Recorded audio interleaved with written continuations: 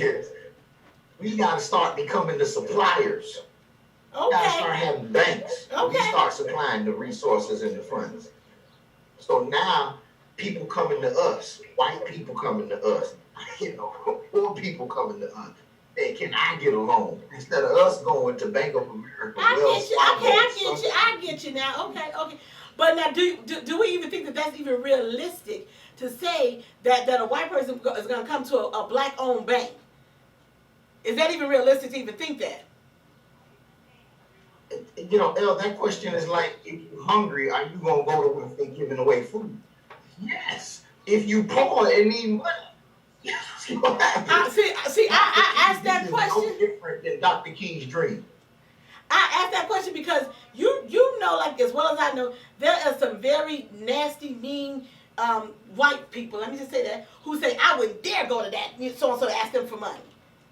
So Well, some of the problem that black folk had, and I know this is where Brianna gonna be mad at me, but some of us are too pro-black.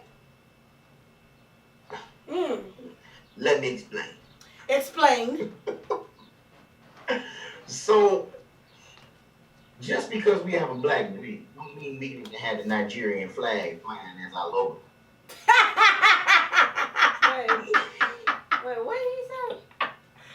Oh God, I okay. mean, Okay. we can be a black bank and be true to our blackness without flying the fist in the front.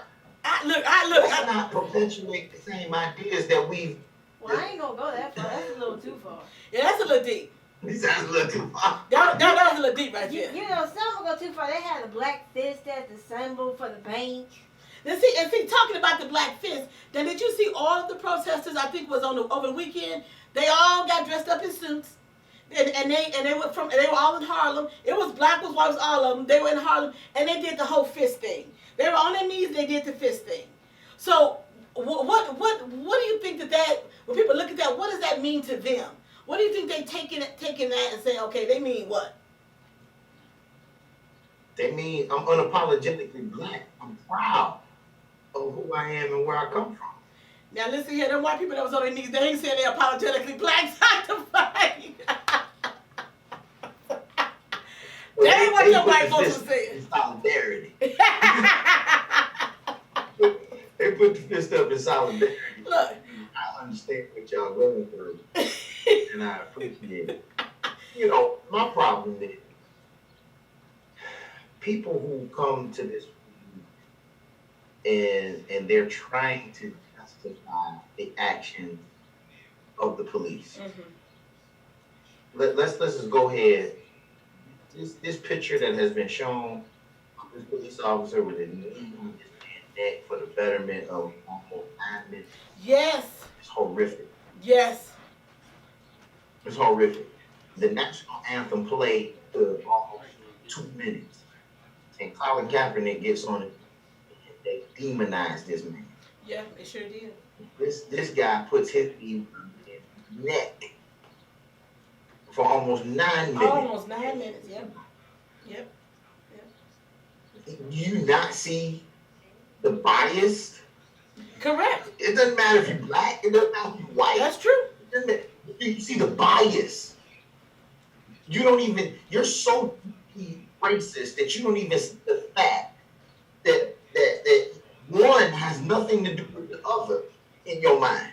And It's what not a police officer. Woo. Okay, I think that's me. Okay. Come fix you. I don't know what happened. You're moving the mic. Stop it. What I said was people didn't understand is I was talking to medical personnel. And the medical personnel, they said, they said in the medical field, we knew what he was doing. He had his hand in his pocket, so he was able to apply more weight, more pressure to him by sitting there with his hands in his pocket. So that's what he was doing. And I was like, wow. They was like, yeah. So the intent to kill him, in my opinion, was definitely there. And that came from medical. They didn't listen to anybody. They didn't listen to anybody. People walked by and was like, yo, can you take this pulse? And, can you, man, I'm moving. They got it. Nope. They ain't listen to anybody. But I said the reason why he did, I said he was so comfortable because he's done that time and time again. So he knew what he was doing. He knew what he was doing. So, Yeah. what did I say last week? I said the same thing. They said he on suicide watch. I said turn your back and let him do what he gonna do. That's what I said. You know, that's all I'm gonna say. And Well, and I say he's not gonna do it anyway because he's a coward. So he's not gonna do anything to himself in the first place. That's just for sure. He's so he knew exactly what he was doing. So I have no empathy. No. Because when the man said he couldn't breathe, you didn't have no compassion. So okay, all right. I love my Caucasian counterparts. I'm not saying that all of them are racist.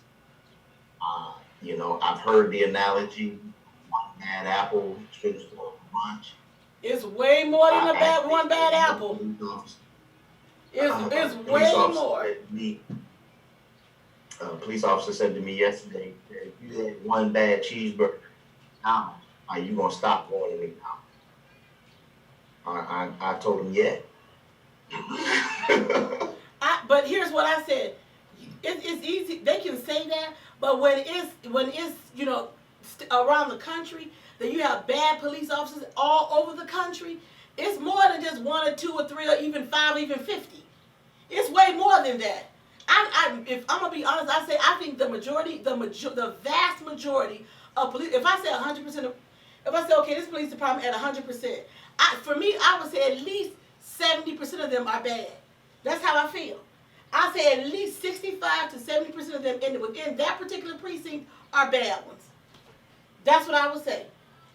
And I say the ones that are the good ones. You know who the bad ones are, but you ought not to say anything. So in my opinion, you are complicit in their behavior.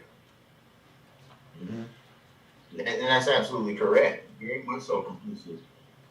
You know, by your active silence, that you're very much complicit. We hear a lot of the different counter. You know, what about black on black crime? Oh yeah. And all this other stuff. You know, you hear all the counter arguments, but you know, and for every counter argument, that argument too. The thing about it is, when we talk about black on black crime, there's a conviction. That is true. If black folk out here killing people, guess what? Black folk out here getting arrested. Out of the millions of black men that are in prison, you know, our prison population is black. What did you say? 50% so obviously black? We're getting arrested and we're going to jail. And getting convicted. And getting convicted. And getting convicted. Mm-hmm. You out here kill somebody, you may not even go to trial. So, see, you know, why are we comparing black on black crime with police on black crime? I don't not comparable. Once again, you're there's so much disillusioned by the problem that you can't even address the facts of the problem, but trying to bring up the thing that may be a problem in itself. It's a totally different problem than the one we're discussing.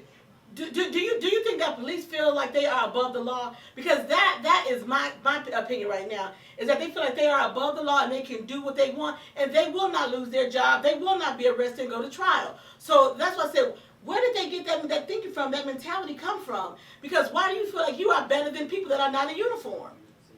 When it is our tax dollars that is actually, you know, paying for all of this. Well, the problem that we have is, once again, here we use that word systemic. Yeah, that's a word that's a word that's been going on for a long time. To keep slaves intact. In order for the police to they had to keep slaves intact. And so now, along the slaves, you still got to keep them intact. And so now my jurisdiction is over you. I'm above you. You are beneath me. See. So think about every time the NRA makes militarized weapons public, the police get another weapon to address those weapons. Wow, isn't that something? That's amazing. That's amazing. So when the NRA is now able to enforce and to push people to have automatic assault rifles, now the police department gotta have another weapon to address that. Mm. So we keep funding the police department to deal with possible guns that they may interact, possible bullets that they may come in encounter with. And next thing you know, So we got a militarized police department. So do you think that defunding the police department to a certain degree that will alleviate some of that you just talked about? Yes, if done well, if done properly, I think that the police department should get certain training that would help them mitigate some of their responses to some of these problems, because they're specialists in certain things, but not in all things. In our police department has different departments within it that will address other things for those individuals to get treated. We can't put a police officer or a human being, period, through so much. I mean, they're not a doctor, they're not a lawyer, they're not a therapist, they're not a psychiatrist. You're asking them to be all of that when they show up to the scene, and it's virtually impossible. Whew. Well, Dr. Fight, another great conversation as usual. And I know you gotta go. So I want to say thank you for joining us in another great conversation. I appreciate your input. And we're going to talk about this on a regular, because this is just what's happening in society today. No, I completely understand. Yeah, it's something that we gotta take careful and consider. And I want to make very plain, I'm opposed to destroying your property and violence, but I'm not judgmental of violence only because I believe that's to a greater problem. Listen, this way when people say, "Well, it's diluting," and this, I say, "Look here." I just told people, I said, I'm not gonna sit and loot, because that's not what I do. But I understand why they did what they did. Okay, so stop talking to me about the looting and I don't want to hear that anymore, because you all have insurance. So you know, some of them do and some don't, or some is gonna cover it and some of it's not. But I don't want to hear about that anymore, because you know what? Well, ask yourself the bigger question: Why is this happening? Why is this happening? And so once you ask yourself and be honest about it. I real quick before we go, there was a young lady on Instagram, and I guess she was taping her parents, and she was talking about why people were protesting and marching and things like that. Her father never got on the camera, so we never saw him, but you can hear him in the background and say, "You don't know those people like I know them." And she talked about being in, they've been in the hood. She talking about they don't live in the ghetto, so they wouldn't know. The father said, "I work in the ghetto every day, so I see what they're like." Then he used the word animal, almost animal, and then he called himself. So my thing is, I said, so that if he said that, that's a perception a lot of white people have, is that black people they're really animals, that have, and we have no feelings, or we can't think or read or anything. We don't have any common sense. Wow. So I thought it was interesting, and she was like 21 or 22, and her father was like, "Oh, you don't know what you're talking about, you so and so," and she said, "What do you mean?" Because she was out there protesting. And so I guess her thing was that she was trying to enlighten her parents. But my thing is, let that go, because they're never going to change, because that's what they believe. It's unfortunate that people believe that about another race. But again, it's in the Constitution. That's in the Constitution, is that we're less than human. So to me, whoever gets in now I can't deal with Stumpy anymore for 4 years. Whoever the new president is, I'm going to need them to go through the U.S. Constitution. And we're going to have to change some of that. Because it can be changed. It can be changed. It can be. So we need to work on that. Okay? Yeah. So, with that being said, we're going to go. Yeah, I know you got to go. It's all right. So I got to say thank you for tuning in, because we got to go into a break. So thank you for tuning in. Tell the family I said hi. You guys be safe. All right, you do the same. And try not to talk so much. Stay off some of the other radio shows. But no, I'm only kidding with you. You keep doing what you do. You keep doing what you do. So you come to us. You give us more insight, which is what I need and I appreciate. Oh, I'm never gonna rob us. There you go.